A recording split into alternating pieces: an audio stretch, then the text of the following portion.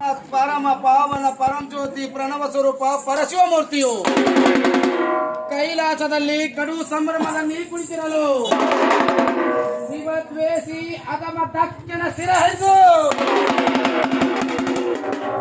ಹರಿದ ತಲೆಗೆ ಕುರಿತಲೇನಿಟ್ಟು ಅರಸಿ ವೀರೇಶನು ಹಿಂದಿರುಗುವ ಸಮಯಕ್ಕೆ ದೇವ ದುಂದುಬಿಗಳು ಮುಳುಗಿದವು. ತಾಳ ತಮ್ಮಟೆ ಕೊಂಬು ಕಹಳೆ ಸಾಂಬಾಳ ನಾದಗಳು ಅಷ್ಟ ದಿಶಾವರನೆ ಭೇದಿಸಿ ಬೋರ್ಗರಿಸಿದವು.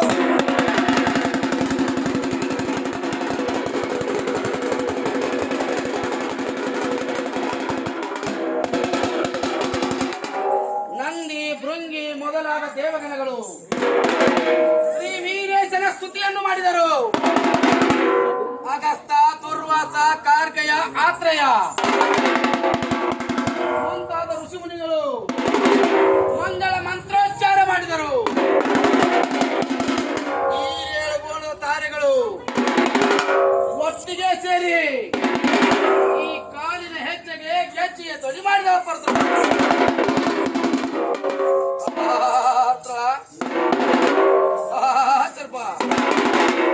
ಯಕ್ಷ, ರಾಕ್ಷಸ, ಕಿನ್ನರ, ಕಿಂಪುರುಷ, ಗಂಧರ್ವ, ಭೂತ, ಪ್ರೇತ, ಪಿಸಾಚಿ, ಸಾಕಿನಿ, ಡಾಕಿನಿ ಮುಂತಾದ ದೈತ್ಯ ಗಣಗಳು ಕುಣಿದು ನಲಿದಾಡಿದವು.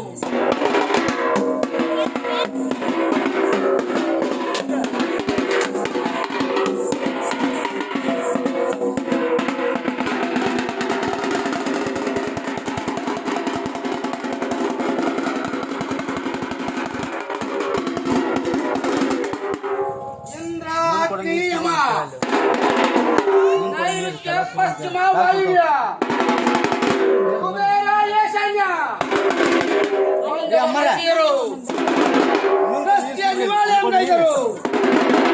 ಸಪ್ತ ಋಷಿಗಳು ವೇದಘೋಷ ಕಂಠಾಣಾದ ಜೈ ಜಯಕಾರಗಳೊಂದಿಗೆ ಪೂರ್ಣ ಕುಂಭ ಹಿಡಿದು ನಡಿತಂದು ಈ ಕಡುಗಲಿ ವೀರೇಶನ ಅಡಿದಾವರಿಗಳಿಗೆ ನೀರು ಕರಪಿಡಿದು ಕರೆದೊಯ್ದರೆ ಶಿವನು ಕ್ಷೀಣರಾಗಿ ಎಲ್ಲೋ ಕುಮಾರೋ ಶ್ರೀ ವೀರಭದ್ರ ಈ ನಿನ್ನ ಕಡು ಸಂಭ್ರಮವನ್ನು ಕಂಡು ಸಂತೋಷ ಪಡಬಲ್ಲ ನಿನ್ನ ತಾಯಿ.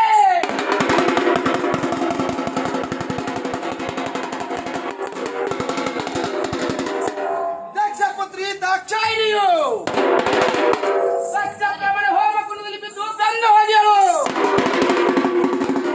ಆದ ಕಾರಣ ಸತಿ ಇಲ್ಲದ ಮನೆಯು ಸ್ಮಶಾನವೆಂದು ತಿಳಿದು ಸತಿಗೂಡ ಬರುವೆನೆಂದು ಗತಿಗೊಂಡು ದಟ್ಟನೆ ಎದ್ದು ಬಂದು ತುಂಗಭದ್ರಾ ತಟಾಕದಲ್ಲಿ ಮೆರೆಯುವಂತ ಹೇಮಕೂಟದಲ್ಲಿ ದಿಶೆಗಳನ್ನೇ ಭಂಗ ಮಾಡಿ ಪಟ್ಟ ಪದ್ಮಾಸನ ಹಾಕಿ ಸಿದ್ಧರ ಅಧಿಪತಿ ಕವಿ ಸಿದ್ಧನಿ ಮಾಡಿದ ನಮ್ಮ ಪರಶಿವಮೂರ್ತಿಯು ಭೂತ ವೇತಾಳ ಕಾಳಿ ಕಾಮಿನಿ ಭೈರವಿ ಮಾರಿ ಮಸನಿ ಅಷ್ಟ ದುರ್ಜನ ಕಾವಲಿರಿಸಿ ನಮ್ಮ ಪರಶಿವನು ತಪಸ್ಸಿಗೆ ಕೊಡ್ತಾನ ಬರ್ದ್ರ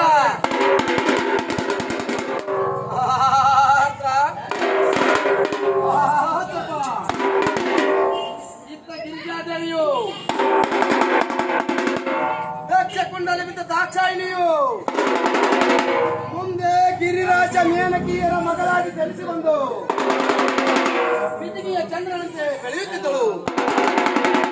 ಅವಳು ಬೆಳೆದಿದ್ದು ಏನು ಚಂದ, ಬೆಳೆದು ಯೌವನದ ವಯಸ್ಸಿಗೆ ಬರಲು ಆಗ ತಂದೆಯಾದ ಗಿರಿರಾಜನಿಗೆ ಗಿರಿಜಾದೇವಿಯ ಮದುವೆಯ ಚಿಂತೆಯಲ್ಲಿರುವಾಗ ಗಿರಿಜಾದೇವಿಯು ಬಂದು, ಏ ತಂದೆ, ಈ ಶಿವನಲ್ಲದೆ ಮಿಕ್ಕ ದೇವತೆಗಳೆಲ್ಲರೂ ಅಣ್ಣ ತಮ್ಮಂದರು. ಈ ದಾನವರೆಲ್ಲರೂ ನನ್ನ ದಾಸರು.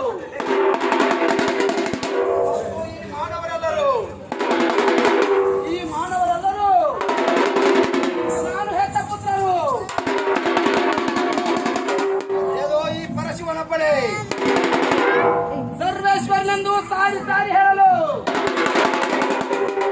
ಆಗ ಗಿರಿರಾಜನು, ಅಮ್ಮ ಮಗಳೇ, ಈ ಪರಶಿವನಲ್ಲೇನಿದೆ, ಇವನಿಗೆ ಮನೆಯಲ್ಲಿ ಸ್ಮಶಾನವಾಸಿ, ತಿನ್ನಲು ಭಿಕ್ಷಾನ್ನ, ಹತ್ತಿ ಮುಂದೆ ಸಾಗಲು ಮುದಿಯತ್ತು, ಇವನಿಗೆ ಉಡಲು ಹುಲಿದಗಲು, ಇಂತಹ ಪರಶಿವನಿಂದ ನಿನಗೆ ಆಗುವುದೇನಿದೆ,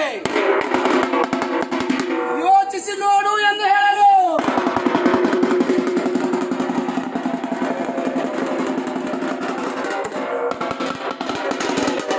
ಆಗ ಗಿರಿಜಾದೇವಿಯು ಶಿವ ಶಿವ ಶಿವನಿಂದೇನು ಕೇಳಲಾರೆ ಎಂದು ಹಿಮಗರಿಯ ಕಾಡು ಸೇರಿ ಸಿರಿ ಸಂಪದವ ತೊರೆದು ಯಾರ ಮಡಿಯಲಿಟ್ಟು ಅನ್ನ ಆಹಾರ ತೊರೆದು ಗಾಳಿ ನೀರು ನೆರವಿನಲ್ಲಿ ನೀರೇ ಮಹಾತಾಯಿ ಪಂಚಾಗ್ನಿಯಲ್ಲಿ ಕಾವಲನ್ನಾಗಿ ಮಾಡಿ ಈ ನಮ್ಮ ಪರಶಿವನನ್ನು ಪಡೆಯಲು ತಪಸ್ಸನ್ನು ಮಾಡಲು ಸಿದ್ಧರು. ಇವನು ಹೇಮಕೂಟದಲ್ಲಿ, ಶಕ್ತಿಯು ಹಿಮಾಚಲದಲ್ಲಿ, ಇವರೀರ್ವರಲ್ಲಿ ಭಿನ್ನು ಮಾತಾಗ ಪ್ರಪಂಚವು ನಿಷ್ಕ್ರಿಯವಾಯಿತು. ವಾರಗಳು ಕಳೆದವು, ತಿಂಗಳುಗಳು ತುಂಬಿದವು, ವರ್ಷಗಳು ಉರುಳಿದವು. ಆದರೂ ಪರ್ವತ ರಾಜನ ಪುತ್ರಿಯ ತಪಸ್ಸು ಉಗ್ರವಾಯಿತೇ ಹೊರತು ವ್ಯರ್ಥವಾಗಲಿಲ್ಲ. ಆಗ ನಮ್ಮ ಕಾರುಣ್ಯ ಮೂರ್ತಿಯಾದ ಪರಶಿವ ಮೂರ್ತಿಯು ಗಿರಿಜಾದೇವಿಯ ತಪಸ್ಸನ್ನು ಪರೀಕ್ಷಿಸಲೇಬೇಕೆಂದು ಗಿರಿಜಾದೇವಿಯ ಸಮ್ಮುಖದಲ್ಲಿ ಬಂದು ನಿಂತು ಒಂದು ವೇಷವನ್ನು ಧರಿಸಿ, ಕೆಲವು ತ್ರಿಪುರ ಸುಂದರಿ, ನೀನು ಯಾರಿಗಾಗಿ ತಪಸ್ಸು ಮಾಡುತ್ತಿದೆಯೋ ಅವನಲ್ಲೇನಿದೆ, ಅವನು ಕಾಮನನ್ನು ಕೊಂದ ನಿಷ್ಕರುಣೆ, ವೇದಾಗಮ ಉಪನಿಷತ್ತುಗಳ ಕಟ್ಟಡಿಗೆ ನಿಲುಕದ ನಾಸ್ತಿಕ, ಬೇಡರ ಕಣ್ಣಪ್ಪನೊಂದಿಗೆ ಮಾಂಸ ತಿಂದ ಮಾಂಸಾಹಾರಿ, ಸಿರಿಯಾಳು ಶಕ್ತಿ ನಿಂಬೆಕ್ಕರ ಮಕ್ಕಳ ಮಾಂಸದ ರುಚಿ ನೋಡಿದ ಕಟುಕ, ಅವನಲ್ಲೇಕೆ ಅನಿಸುತ್ತದೆ? ಬಿಡು ಬಿಡು, ನೀನೊಪ್ಪಿದರೆ ಸಕಲೇಶ್ವರ್ಯ ಯುಕ್ತನಾದ ಕುಬೇರನಿಗೆ ನಡಿಗೆ ಕೆಲವೇ, ಲಕ್ಷ್ಮಿ ಸಮೇತನಾದ ವಿಷ್ಣುವಿನ ಸಾಮಾನ್ಯನೇ, ಸೃಷ್ಟಿಕರ್ತನಾದ ಬ್ರಹ್ಮಣನ ಕಡಿಮೆ ಎಂದು ಕೇಳಲು ಆಗ ಗಿರಿಜಾದೇವಿಯ ಗಿರಿಜನ ನೋಟಕ್ಕೆ ಸಪ್ತ ಸಮುದ್ರಗಳು ಕಳಕಳನೆ,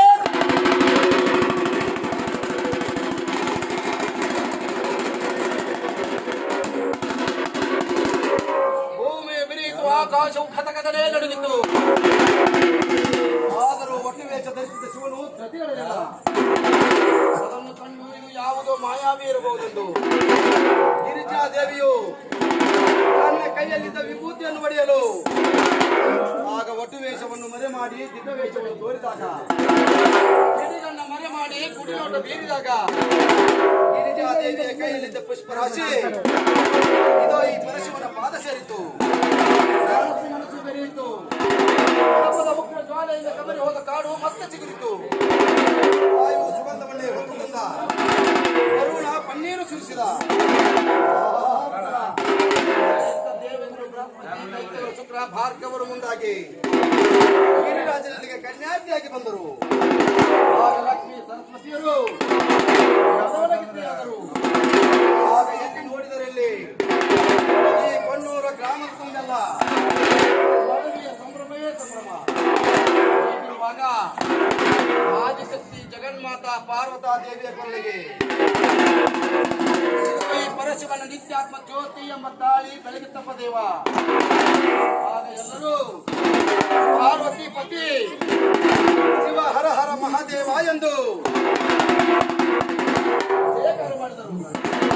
ಗಿರಿಜಿಗೆ ಅತ್ತಿಯರಾದ ಋಷಿಯ ಅರುಂಧತಿ ದೇವಿಯರು ರಣ್ಣ ಕನ್ನಡಿಯ ಹೊಣ್ಣ ಕಳಸವನ್ನಿತ್ತು ಮುತ್ತಿನ ಆರತಿಯನ್ನು ಬೆಳಗಿ ರಕ್ತ ಕೆಚ್ಚಿದ ಸಿಂಹಾಸನದ ಮೇಲೆ ಕೂಡಿಸಿ ಭೂಮಳಗರಿದರು. ಕಲ್ಯಾಣ ವಹಿತ ಪುತ್ರ ರಂಗಚಾಳಿಯ ರಮಣ ಕಮಲ ವಿಪರೀತ ನಾಯಕ ಹರಿಹರ ನವಬ್ರಹ್ಮರೋಳ ಮೇಲಾಗಿ ತಲೆಗೆ ಸರಿ ಸರಿ ಸರಿ ಸರಿ ಅನ್ನೋರು ಶ್ರೀ ವೀರಭದ್ರ ಕಡೆ